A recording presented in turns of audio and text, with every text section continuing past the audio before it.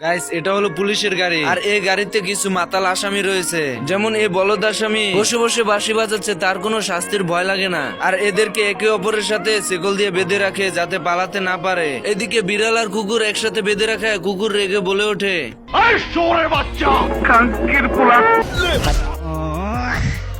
কত হিম্মত একবার দেখি। আওয়াজ এত উঁচা কেন বাতি যায়? আর আপনারা তো জানেনই বিড়াল আর কুকুরের ভিতর আজীবনই শত্রুতা রয়ে গেছে, তাই এভাবে কিছুক্ষণ মারপিট চলতে থাকে। আর কালা কোট আমি লাল কইরা দিম। এরপর গাড়ি চলতে চলতে ভাঙা রাস্তায় এসে পড়ে এবং ভাঙা রাস্তা পাথর সঙ্গে ধাক্কা খেয়ে বিড়াল আর কুকুর গাড়ি থেকে ছিটকে রাস্তায় পড়ে যায়।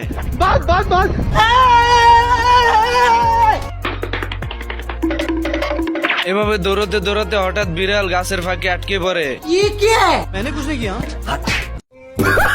এই বলদ দুটো জেলখানা থেকে পালিয়ে পাহাড়ের উপর চলে আসে হাতের শিকল খোলার জন্য, কিন্তু শিকল খুলতে গিয়ে নিজের পাহাড় ভেঙে পড়ে যায়।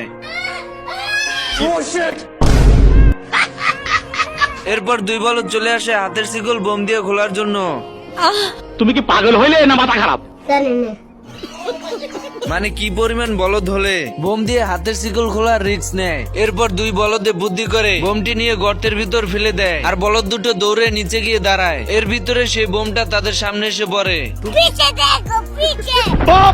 এই লন পাজারো জিবের চাবি। এরপর চলে আসে শহরে।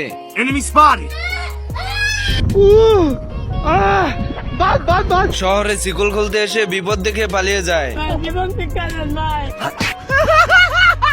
এরপর পরিবেশ একটু ঠান্ডা হতেই দুজন বেরিয়ে এসে কুকুর বিড়ালকে বলতে থাকে, প্লিজ ভাই একটা মালের নম্বর জোগাড় করে দে। আমার চ্যাটার মাল।